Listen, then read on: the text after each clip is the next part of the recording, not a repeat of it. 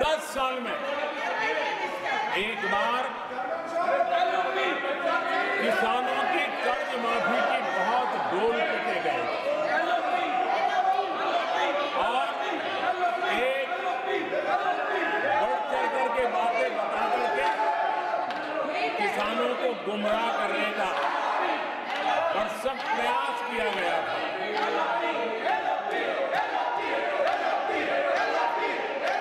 और 60,000 करोड़ की कर्ज माफी, उसका इतना हल्ला मचाया था और एक अनुमान था तो उसके लाभार्थी करीब देश के 3 करोड़ किसान थे। सामान्य गरीब छोटे किसान का तो उसमें नामो निशान नहीं था। जिसको सबसे जरूरत थी इसकी उनकी योजना में कोई परवाह नहीं थी और उन तक कोई लाभ पहुंच भी नहीं पाया था। लेकिन आदरणीय सभापति जी, जब किसान कल्याण हमारी सरकार के हृदय में केंद्र में हो तो नीतियां कैसी बनती है, कल्याण कैसे होता है, लाभ कैसे पहुंचता है, उसका मैं इस सदन को उदाहरण देना चाहता हूं। आदरणीय सभापति जी, हमने प्रधानमंत्री किसान सम्मान योजना चलाई और पीएम किसान सम्मान योजना का लाभ। This conduct is not appropriate. 10 crore किसानों को हुआ Unparliamentary practice. और सिर्फ 6 साल में हमने Please take your seat.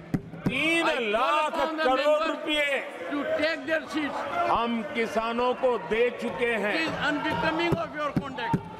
आदरणीय सभापति जी, Unbecoming of your conduct.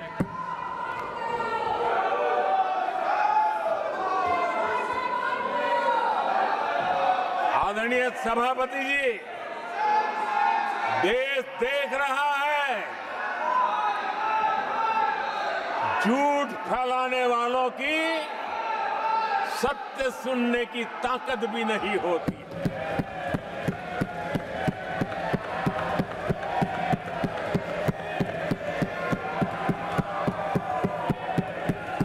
जिनका सत्य से मुकाबला करना, इसके लिए जिनके हौसले नहीं है, वो बैठ करके इतनी चर्चा के बाद उन्होंने उठाए हुए सवालों के जवाब भी सुनने की हिम्मत नहीं है। इन्होंने ये अपर हाउस को अपमानित कर रहे हैं। इस अपर हाउस की महान परंपरा को अपमानित कर रहे हैं। आदरणीय सभापति जी, देश की जनता ने हर प्रकार से उनको इतना पराजित कर दिया है कि अब उनके पास गली मोहल्ले में चीखने के सिवाय कुछ बचा नहीं। नारेबाजी, हो हल्ला और मैदान छोड़ के भाग जाना, यही उनके नसीब में लिखा हुआ है। माननीय सदस्यगण, अत्यंत दर्दनाक, पीड़ादायक, अमर्यादित आचरण से देखकर मैं हूं। शासन तीसरे निरंतर लगातार काल में है। 6 दशक के बाद मैंने चर्चा की और मैंने अनुरोध किया कि प्रतिपक्ष के नेता को बिना बेरोक टोक बोलने का सुअवसर दिया। आज वो सदन छोड़कर नहीं गए हैं, मर्यादा छोड़कर गए हैं। आज उन्होंने मुझे पीठ नहीं दिखाई है, भारत के संविधान को पीठ दिखाई है।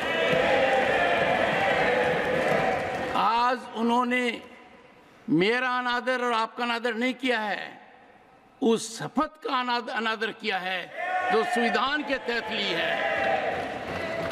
भारत के संविधान की इससे बड़ी अपमानित बात नहीं हो सकती। ऐसा कैसे हो सकता है? House of elders, the upper house, हमें देश का मार्गदर्शन करना है। मैं उनके आचरण की भर्त्सना करता हूं। देश के 140 करोड़ लोग इससे आहत होंगे। सदन का मतलब है सत्ता पक्ष की बात सुनो जब आपने अपनी पूरी बात कह दी। माननीय सदस्यगण, आप सब जानते हैं कल देर रात तक चर्चा रखी गई, हर सदस्य को मौका दिया गया। It is an occasion where they have challenged Indian Constitution. They have outraged the spirit of Indian Constitution. They have disregarded the oath they have undertaken. मैं इस कुर्सी पर बैठकर इतना दुखी हूं कि भारत के संविधान का इतना बड़ा अपमान, इतना बड़ा मजाक।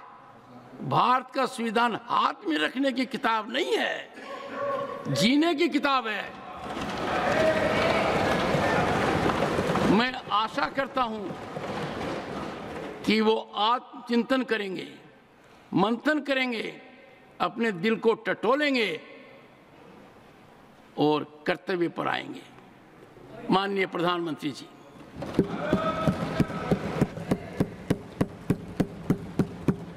आदरणीय सभापति जी, आपकी वेदना मैं समझ सकता हूं। ये 140 करोड़ देशवासियों ने जो निर्णय दिया है, जो जनादेश दिया है, इसे ये पचा नहीं पा रहे हैं। और कल उनकी सारी हरकतें फेल हो गई, तो आज उनका वो लड़ाई लड़ने का भी हौसला नहीं था और इसलिए वो मैदान छोड़ करके भाग गए हैं।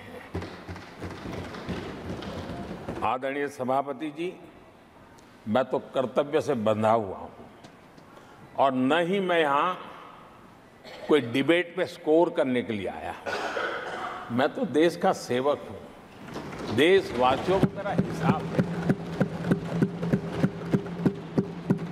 देश की जनता को मेरे पल पल का हिसाब देना, मैं उसे अपना कर्तव्य मानता हूं। आदरणीय सभापति जी, वैश्विक परिस्थितियां ऐसी पैदा हुई कि फर्टिलाइजर के लिए बहुत बड़ा संकट पैदा हुआ। हमने देश के किसान को मुसीबत में नहीं आने दिया और हमने करीब करीब 12 लाख करोड़ रुपया फर्टिलाइजर में सब्सिडी दी है और जो भारत के आजादी के इतिहास में सर्वाधिक है। और उसी का परिणाम है कि हमारे किसान को फर्टिलाइजर का इतना बड़ा बोझ उस तक हमने जाने नहीं दिया। सरकार ने अपने कंधे पर उसको उठा लिया है। आदरणीय सभापति जी, हमने एमएसपी में भी रिकॉर्ड बढ़ोतरी की है। इतना ही नहीं, खरीद के भी नए रिकॉर्ड बनाए हैं। पहले एमएसपी की घोषणा होती थी, लेकिन किसानों से कुछ भी लिया नहीं जाता था, बातें बताई जाती थी। पहले की तुलना में अनेक गुना ज्यादा खरीदी कर करके हमने किसानों को सामर्थ्यवान बनाने का प्रयास किया।